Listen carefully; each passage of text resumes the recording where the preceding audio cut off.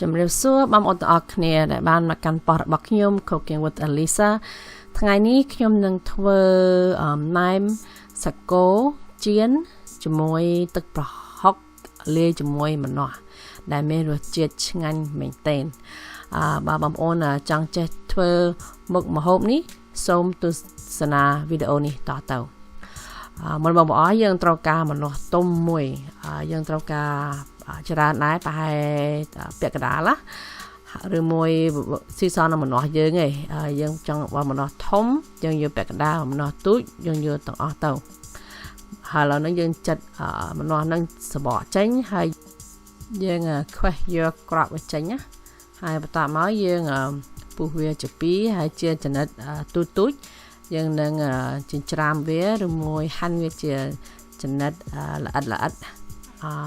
អានឹងយើងយកទៅលាយជាមួយទឹកប្រហុកខ្ញុំចាត់វាល្អិតអញ្ចឹងណាយើងក៏អាចប្រើម្នាស់កំប៉ុងបានដែរនៅ store គេមានលក់ម្នាស់កំប៉ុងដែលគេហៅ crush pineapple លាយជាមួយទឹក juice ឬមួយទឹក syrup ឥឡូវនៅម្នាស់ខ្ញុំចាត់ហើយដាក់ក្នុងចានហើយទុកវាម្លាយចោលហើយបន្ទាប់មកខ្ញុំក៏សាកូយើងប្រើសាកូណាក៏បានដែរអានេះសាកូគេហៅ round eye beef វាអត់សូវមានខ្លាញ់តែវាមានតែខ្លាញ់ជាប់នៅស្បែកវាបន្តិចហ្នឹងបងប្អូនអាចហាន់វាចោលឬមួយទុកខ្លាញ់ហ្នឹងក៏បានដែរតែចំពោះខ្ញុំថាមានខ្លាញ់បន្តិចទៅវាមានរសជាតិឆ្ងាញ់ហាន់វាចំណិតទូចស្ដើងយើងនឹងលាយវាជាមួយខ្ទឹមទឹកស៊ីអ៊ីវអីអញ្ចឹងណាយើងប្រឡាក់វាយកសាច់ហ្នឹងទៅប្រឡាក់ប៉ុន្តែខ្ញុំនឹងដាក់រូបកមន់ហ្នឹងនៅក្នុង description box ឥឡូវហ្នឹងយើងហាន់ខ្ទឹមសហើយនឹងខ្ទឹមក្រហមហាន់វាជាចំណិតយើងចិញ្ច្រាំវាល្អិតយើងនឹងយកទៅប្រឡាក់ជាមួយសាកូយើងឲ្យសាកូយើងហ្នឹងវាមានរសជាតិឆ្ងាញ់បន្ទាប់ពីយើងហាន់ខ្ទឹមក្រហមនឹងហើយនឹងខ្ទឹមសនឹងជាល្អិតទូចហើយយើងក៏យក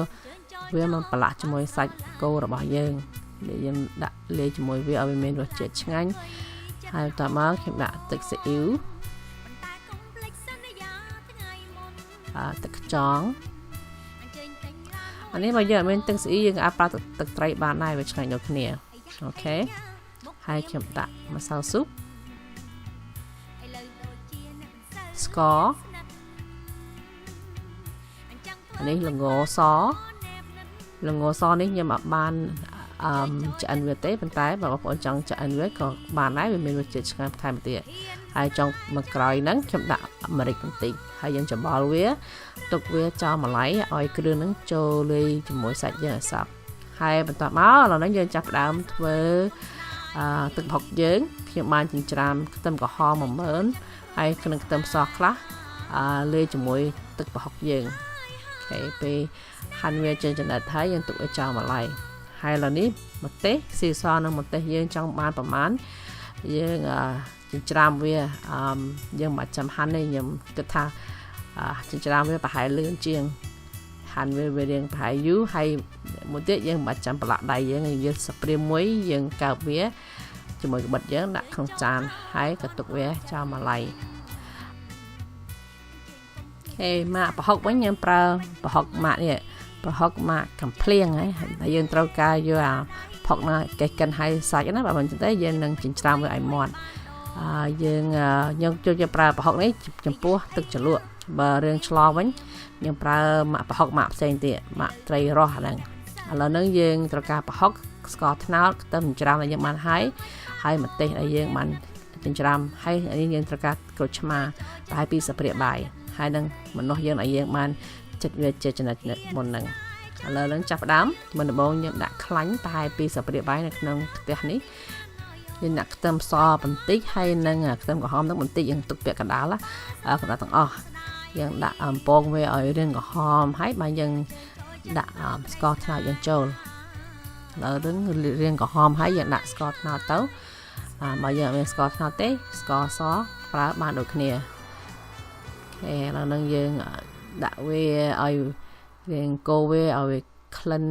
ឈ្ងុយជាមួយខ្ទឹមអញ្ចឹងហើយបើរៀង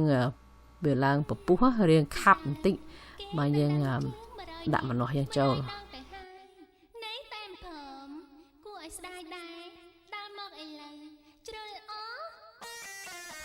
ឥឡូវនេះយើងដាក់ប្រហុកយើងចូលក្នុងឆ្នាំងមកឆាជាមួយស្ករត្នោតនឹង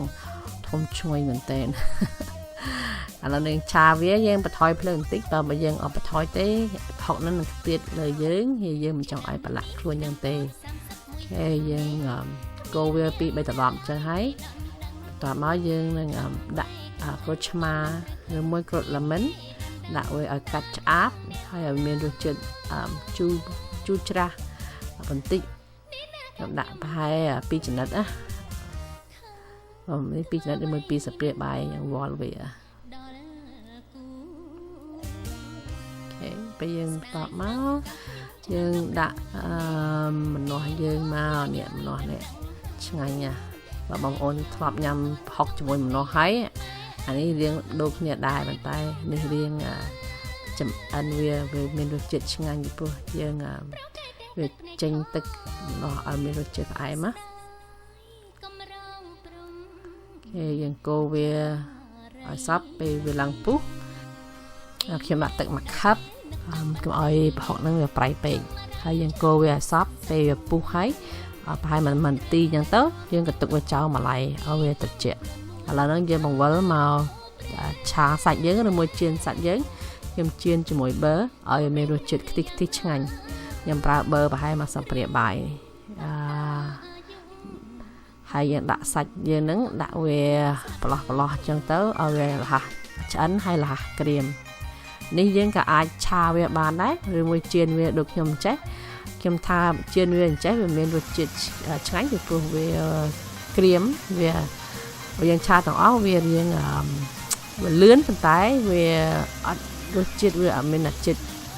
ខ្លោចនឹងបន្តិចណាវាអត់សូវឆ្ងាញ់ទេនឹងចំពោះខ្ញុំឥឡូវនេះយើងទុកវាចោលសិនឲ្យវាខាងបាតហ្នឹងវារៀងក្រៀមបន្តិច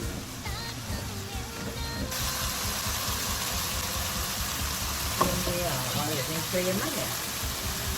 វាឡោចចឹងណាហើយវាប្រៃវាឈ្ងុយមុខម្ហូបនេះខ្ញុំចេះធ្វើដោយសារពូរបស់ខ្ញុំនៅ Lowell ខ្ញុំទៅលេងគាត់ហើយក៏គាត់ធ្វើឲ្យខ្ញុំញ៉ាំហើយខ្ញុំក៏ចូលចិត្តហើយខ្ញុំថាខ្ញុំធ្វើតាំងពីយូរឲ្យបងប្អូនមើលតែខ្ញុំចេះអត់មានពេលវេលាឥឡូវនេះខ្ញុំមានពេលវេលាខ្ញុំក៏ធ្វើឲ្យបងប្អូនមើលទៅហើយយើងរៀនធ្វើទាំងអស់គ្នាទៅឲ្យបានឆ្ងាញ់ទាំងអស់គ្នាហើយឥឡូវនេះសាច់យើងក្រៀមហើយយើងក៏ឆាវាទុកវាម្ល៉េះហើយយើងក៏បង្វិលមកស្រោះនៅម្ជុកយើងអានេះខ្ញុំដាក់អំបិល1ស្លាបព្រាបាយភាគច្រើនបើយើងស្រោះនៅម្ជុកយើងដាក់អំបិលបន្តិចឲ្យមានរសជាតិប្រៃហើយធ្វើឲ្យនំយើងស្វិតឥឡូវហ្នឹងយើងដាក់នៅម្ជុកខ្ញុំប្រើចំនួន2កញ្ចប់ហើយយើងក៏យកនៅម្ជុកហ្នឹងចាក់ចូលកញ្ច្រែងមួយបើទឹកត្រជាក់ហើយយើងនឹងលាងវាឲ្យស្អាតយើងលាងដល់នំនឹងវាលែងក្តៅហើយយើងក៏ទុកវាចោលម្ល៉េះចំពោះធ្វើណែមនេះយើងមិនបាច់ចាំចាប់វាក៏បានដែរហើយយើងគ្រាន់តែលាងវាឲ្យស្អាតឲ្យត្រជាក់ទុកវាចោលអញ្ចឹងទៅគេហើយយើងក៏មកលាងសាឡាត់យើងជីយើងប្រើជីអង្កាមជីស្លឹកវែងហើយជីពណ៌ត្រីហើយនឹងត្រសក់លាងវាឲ្យស្អាតហើយយើងដាក់ទុកវាឲ្យស្រស់ទឹកយើងក៏អាចប្រើសណ្តែកផ្ដោះក៏បានដែរណាប៉ុន្តែខ្ញុំអត់មានឥឡូវនេះខ្ញុំក៏ចិតសបក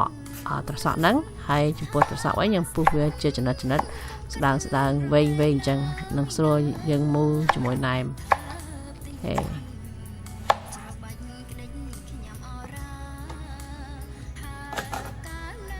ឡូវនេះយើងចាប់ផ្ដើមមូលសាយ៉យើងប្រើម៉ាក់ណាក៏បានដែរនេះខ្ញុំប្រើម៉ាក់នេះ